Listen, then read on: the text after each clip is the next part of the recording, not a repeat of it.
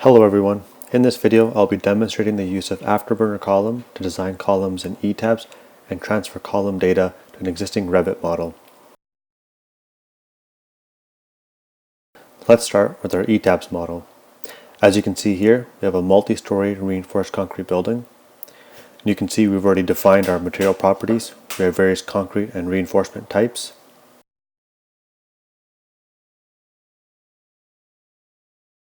For section properties, we have defined placeholder members. The section sizes and reinforcement have not been designed. Afterburner column will do the full design.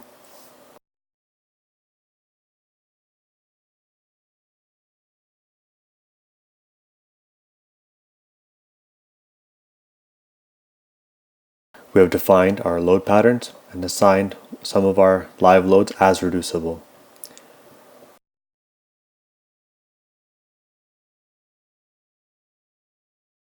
Create your load combinations if you haven't already. There is no limit to the quantity. We have 4 for this tutorial. Let's run the ETABS analysis. And go ahead and start Afterburner column. There's no installation required.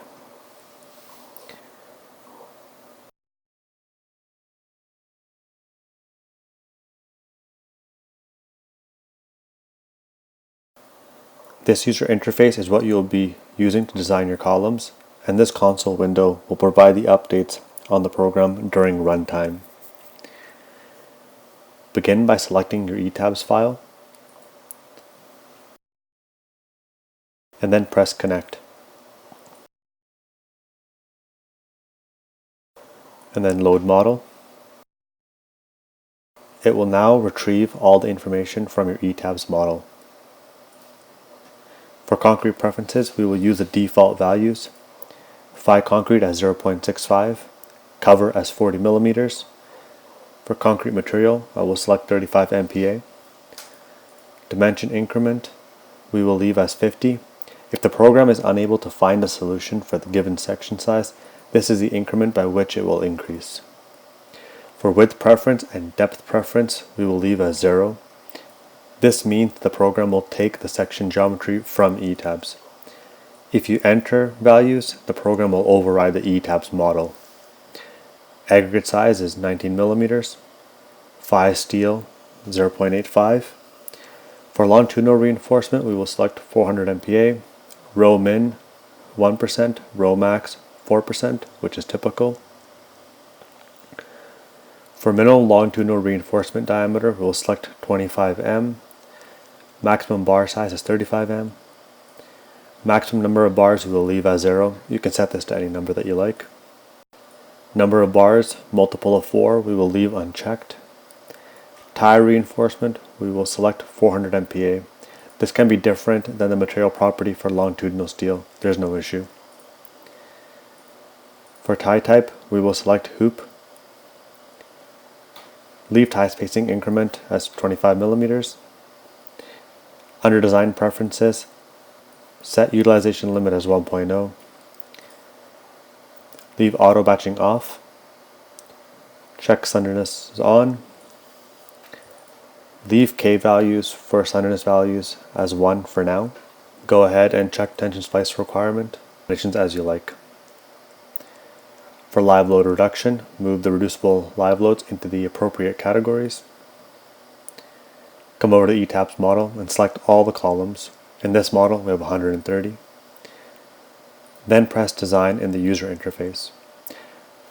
Afterburner column has completed the design and has unlocked the ETABS model and exported the sections.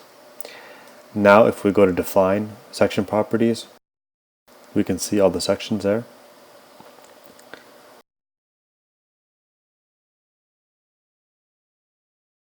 And we can see the reinforcement design. The section size was unchanged because I was able to find a solution and we did not provide an override value.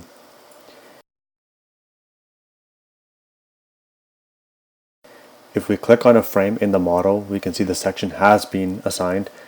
Section size, concrete, strength, and reinforcement parameters have been input.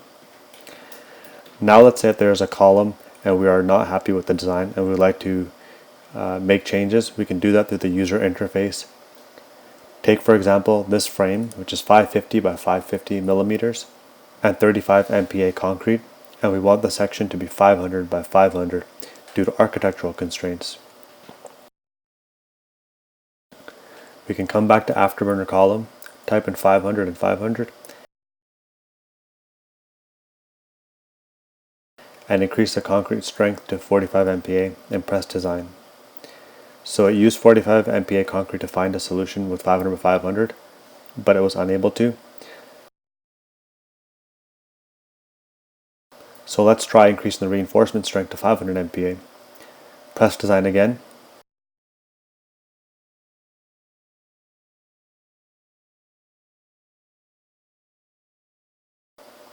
And there you have it, 500 by 500 section with 45 MPa concrete and 500 MPa steel. Go ahead and press save in ETABS. Select our columns and press the report button. This will generate a detailed report and an Excel summary.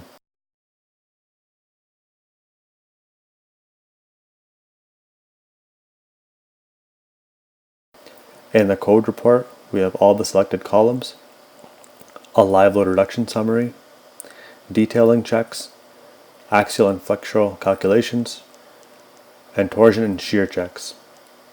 We also have a design summary of all the columns which were selected.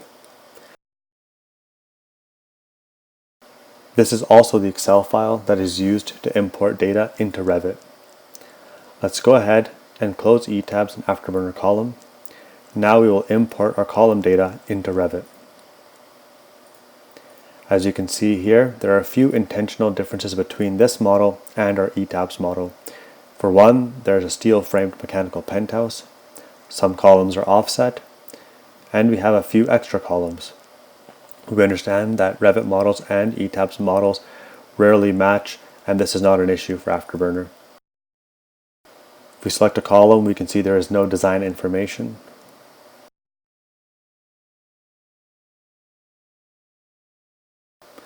Go ahead and select Add-ins, External Tools. Select the Excel file that was generated by Afterburner column.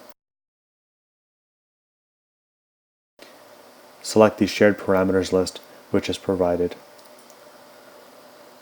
We will leave the confidence level at 80% and press Import.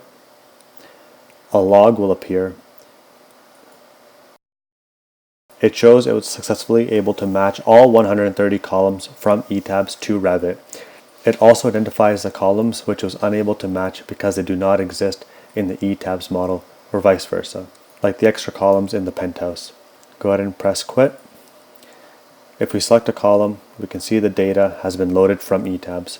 The section size has been updated, material properties, input, ETABS unique ID, axial load for the column schedule, and so on and so forth. And there you have it, a full detailed design in ETABS and importing into REVIT in just a few easy steps. Thank you for watching, and don't forget to check out our website www.reframeinc.com and download a free trial.